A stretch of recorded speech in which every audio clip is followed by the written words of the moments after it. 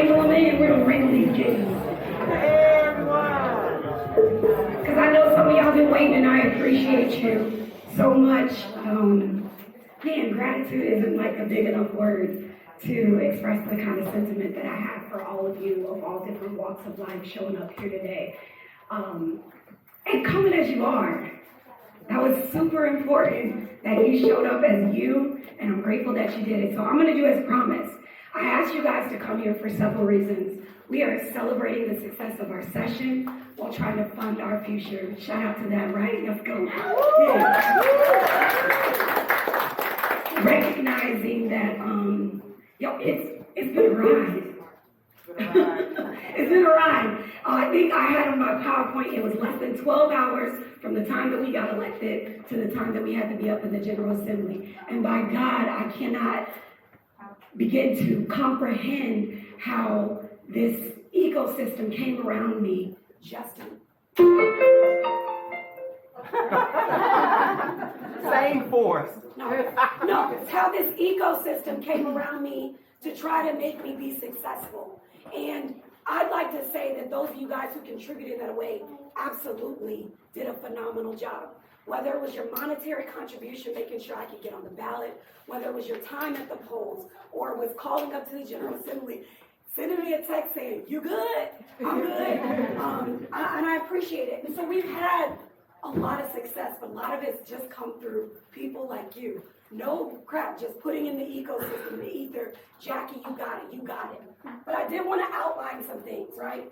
And this is participatory, because y'all know that's the way I like to do it. So we celebrate.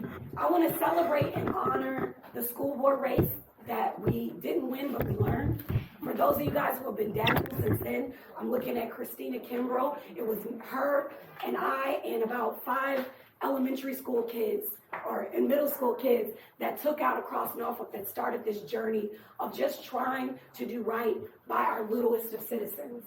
And I think it says a lot about us, about how we treat our littlest of citizens and our elder citizens. So I want to thank you for starting that journey with me, Christina. I mean it. Shout out to the city council race. Man, we didn't win, but we learned a heck of a lot, right?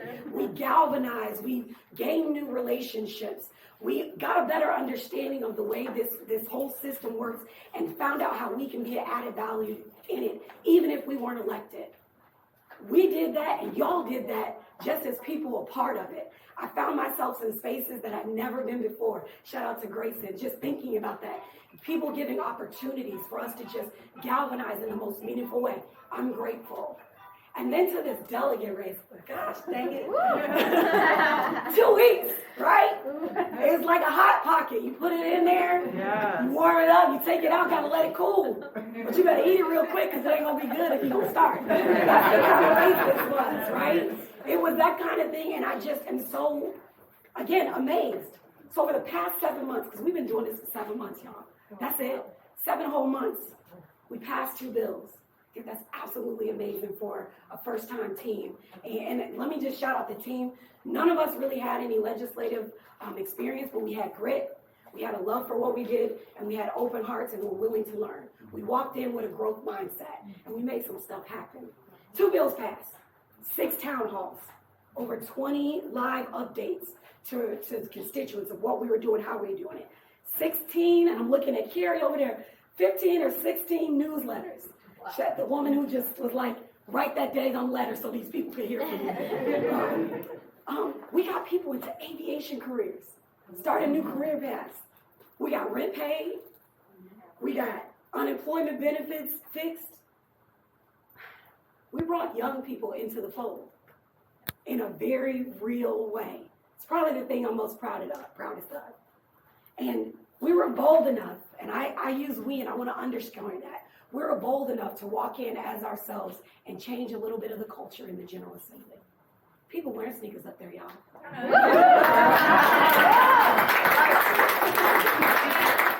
So that's real. That's real, because that was a hard path to walk, but we did it.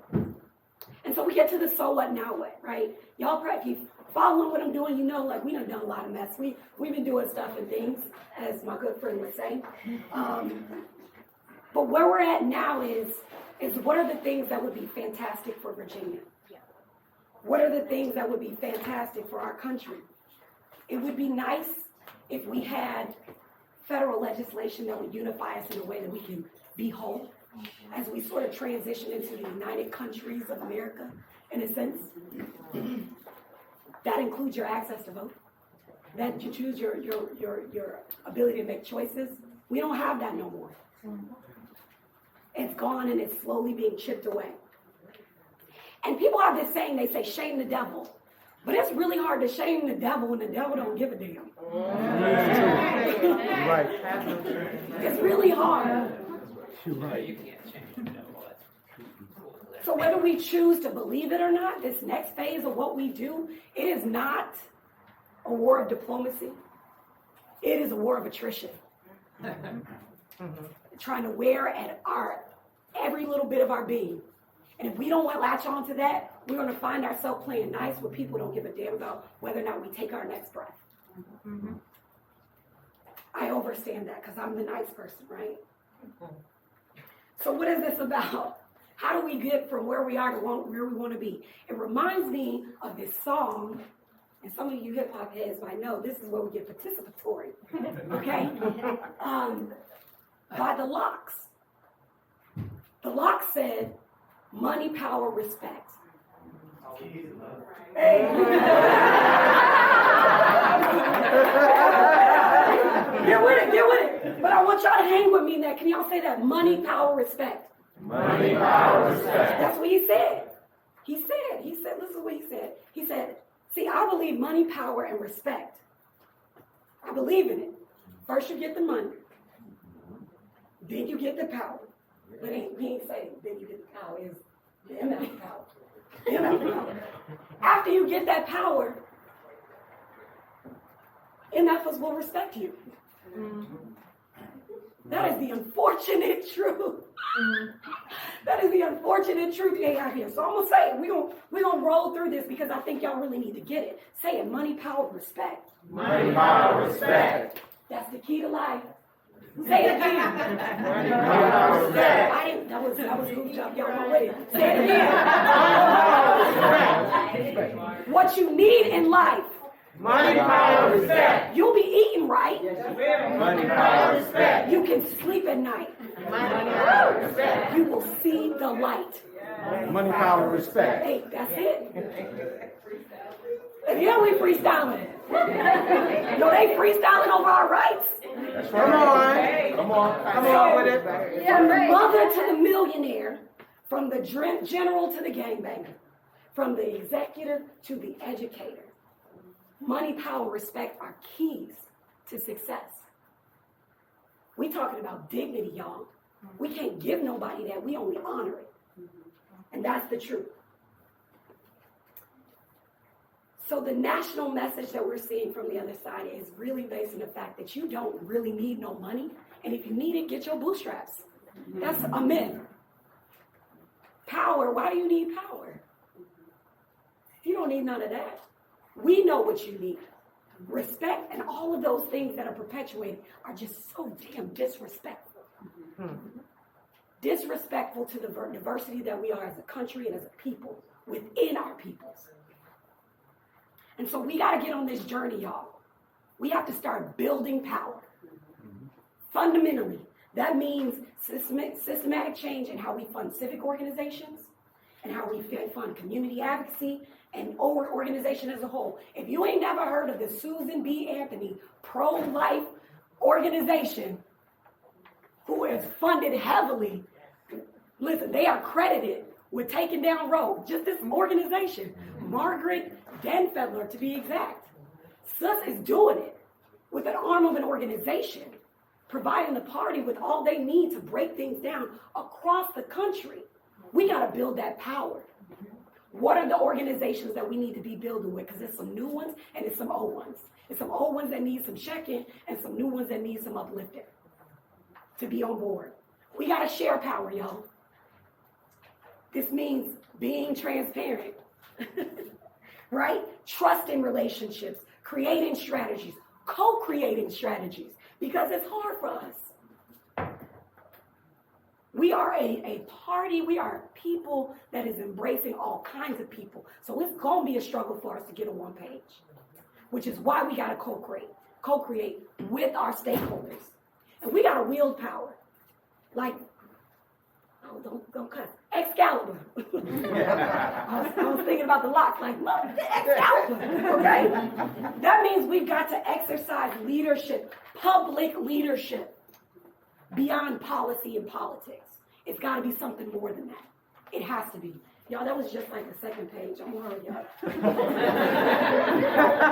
we got all those things, but our superpower as a people that they don't have, our superpower is empathy. Our superpower is empathy.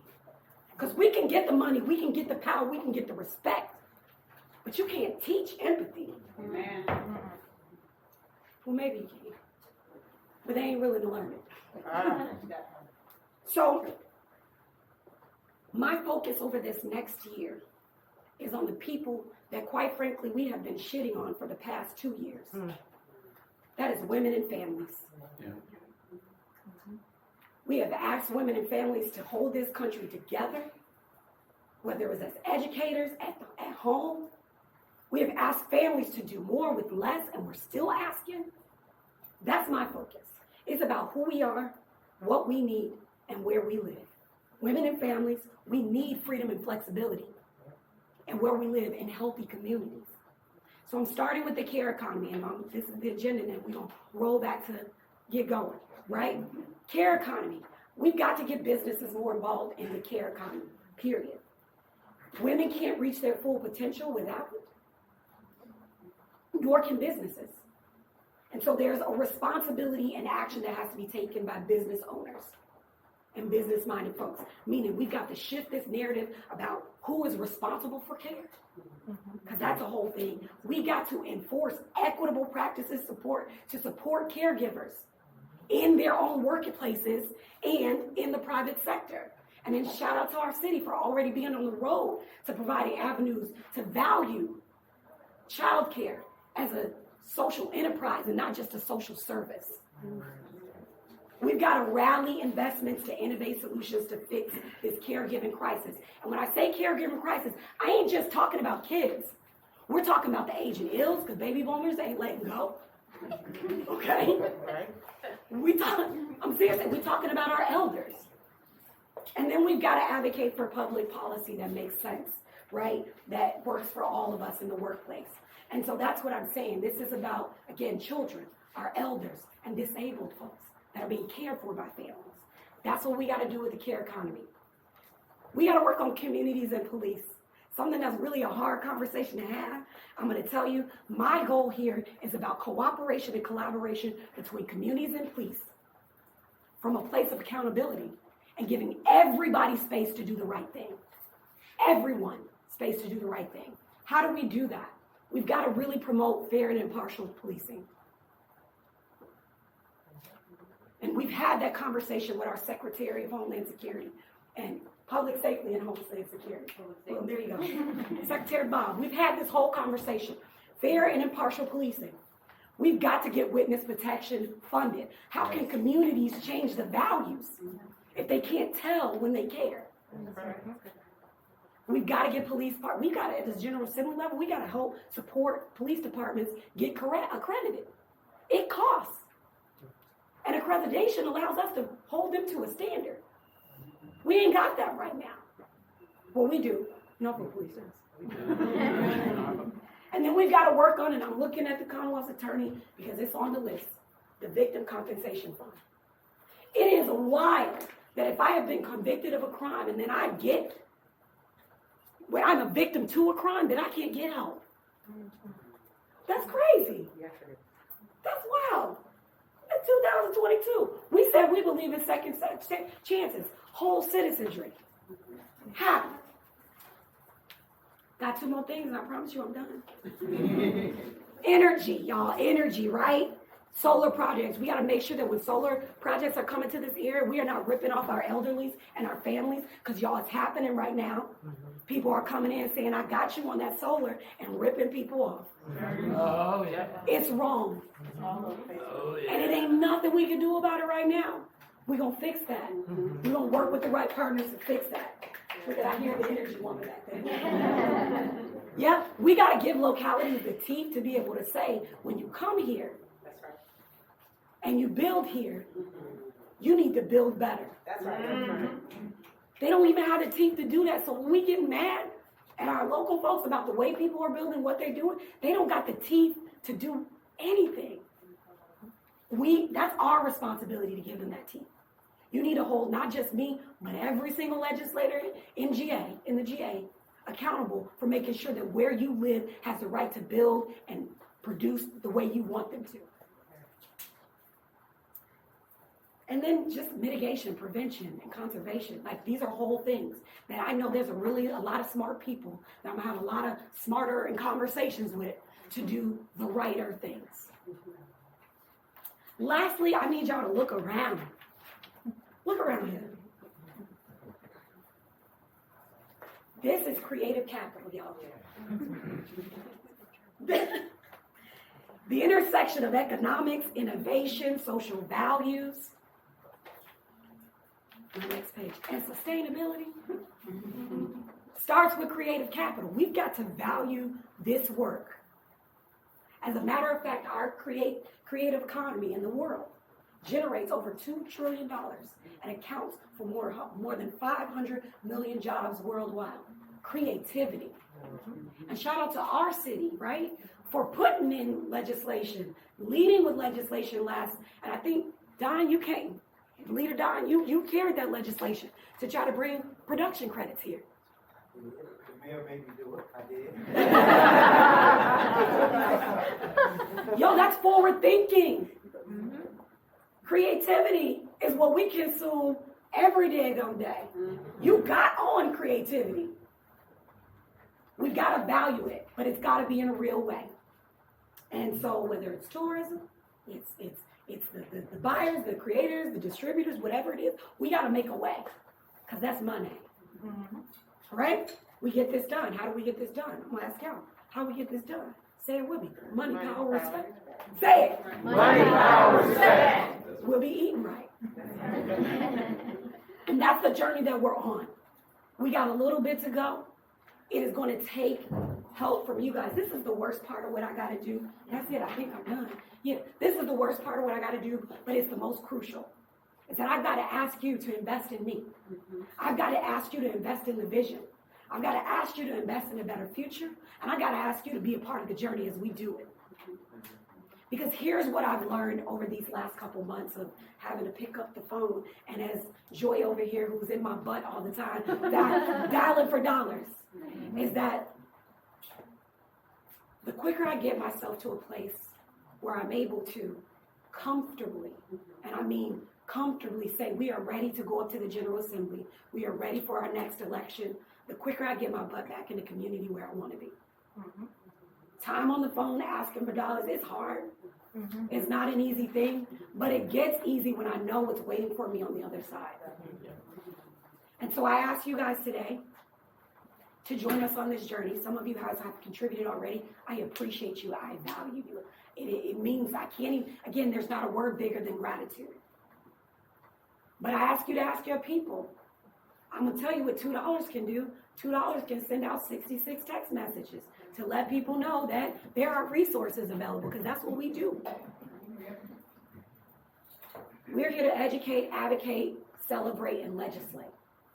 That is the principles of this office.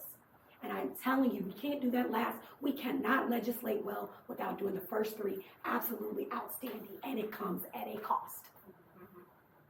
So I want to thank Ukwesi and the artists that are here in this gallery for sharing this space with us.